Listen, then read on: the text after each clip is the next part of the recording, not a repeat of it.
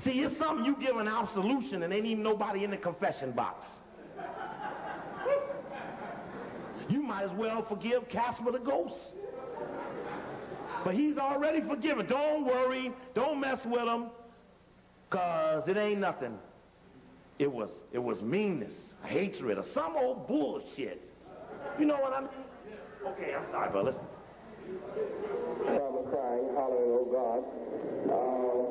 And I immediately started running upstairs to where he was, and I caught his head, and I tried to feel his head, and I asked him, I said, Dr. King, do you hear me? Dr. King, do you hear me? Stop. And Jackson gets up there, now that everybody's gone, and begins to say, I was the last person to talk to Dr. King. And I held him in my arms, and I said, Dr. King, can you hear me? Dr. King, can you hear me? And he never touched him. He never touched him. See, he used that statement to say that's how he got the blood on his shirt. But Andy just told you how he got the blood on his shirt. What did he do? He did this. He did this.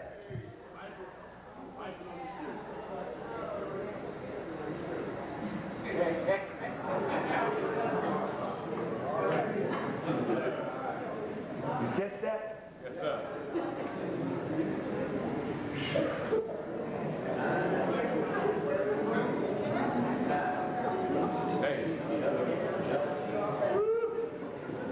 Jesus or Judas?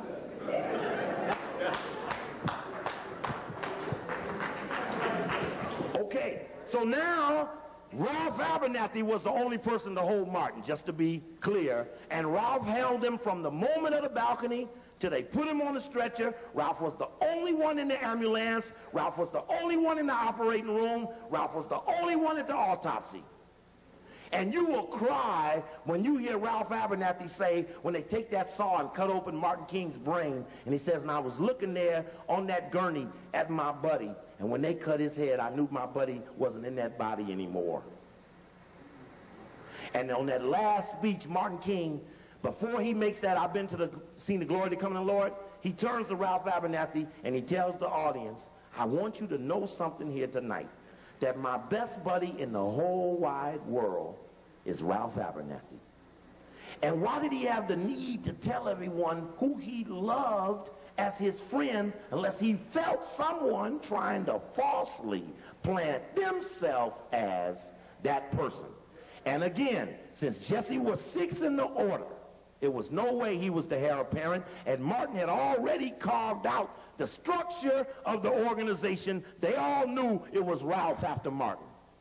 Al Sampson could come up here and tell you how many times Martin ingrained. No, don't do it. Let's go here, because we're running out of time, and I'd rather have you see this than hear me. To hold his head. By that time, Dr. While the rest of King's aides huddled through the night at the motel, Jackson rushed back to Chicago, where rage was already sweeping the city. Stop.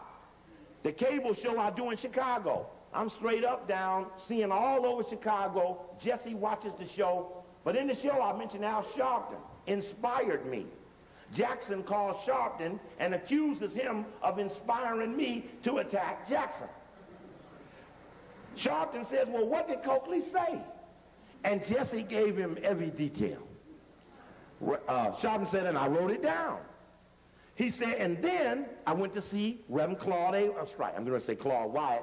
He said, I went to see Wyatt T. Walker, who was SCLC's field director at that time. And when he told Wyatt T. Walker what I said, Wyatt T. Walker said, protect Cokeley. Don't let nobody mess with him.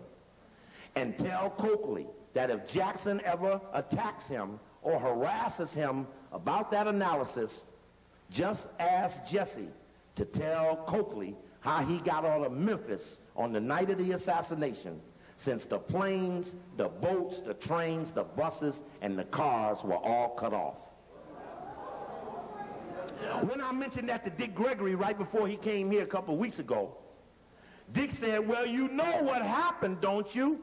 The FBI called the airport and let one plane out. One plane that had one Negro man on it. who got away from the others saying he was sick.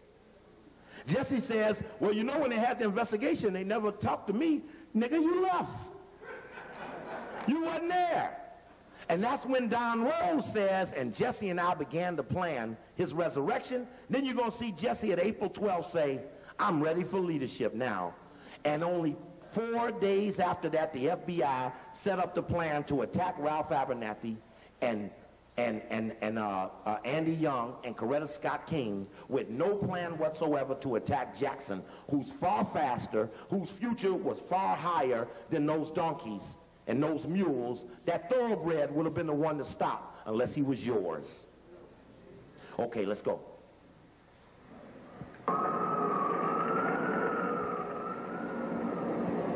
When we were going to get in the car, it was really a silence, you know. It was who's going to speak first, you know, because I didn't have the words to say, and he didn't know what to say. And when he came home, he got in the bed with his shoes on and the shirt. And he just laid in the bed. In public, Jackson had an altogether different demeanor. It was as if he could see his destiny opening up before him at last, and he rushed toward it. 14 hours after the shooting, he appeared on the Today Show. Later that day, while listening to the solemn tribute at the Chicago City Council's memorial service, Jackson tapped Mayor Daley on the shoulder and asked to speak. Pointing to his shirt, Jackson said, "This blood is on the chest and hands of those who would not have welcomed King here yesterday." Then he called for calm in the city and end to the rioting. Meanwhile, at Jackson's directive, a movement publicist was booking interviews on Chicago TV shows. They were falling all over themselves to get Jesse, particularly as the word got out later that morning that Jesse had returned to Chicago and was wearing clothes stained with Dr. King's blood and was appearing before the city council and so forth. Don Rose accompanied Jackson to the tapings, the two men riding from studio to studio in the back seat of a car. He was thinking very clearly, thinking ahead, thinking of, frankly, his own career, the future of the movement, and his role within it. And we were both reinforcing each other with the view that Jesse was a very logical successor to Dr. King. But I see you here so much alive, asking what to do. Well, sir, I am available now. I'm more convinced than ever that every time that there is a crucifixion in right and righteousness, that inevitably and universally that there is a resurrection. That is the King Needs, long resentful of Jackson, saw his behavior as brazen opportunism. They were already angry that he had spoken to the press in the hours after the assassination, and furious that he had so dramatically inflated his own part in the story of King's final moments. A lot of those resentments that had been buried in the movement and that allowed us to work alongside each other, but never got expressed in the emotion and frustration of Martin's assassination. Now watch Jesse walking in front of her. Jesse's walking in front of her at her own funeral. Look at him walking in front of her, and watch him turn around and look at her, and she turns her head. As their story went, King had Watch this. Jackson, told him to go do his own Look, thing. And she sees him looking, turns her head. He turns back, she turns back.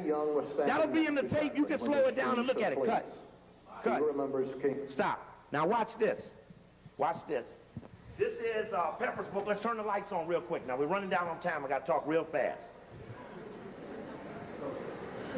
Page 246 of Pepper's book. In 1968, Ernestine Campbell and her husband owned the Trumpet Hotel, which abutted the Lorraine.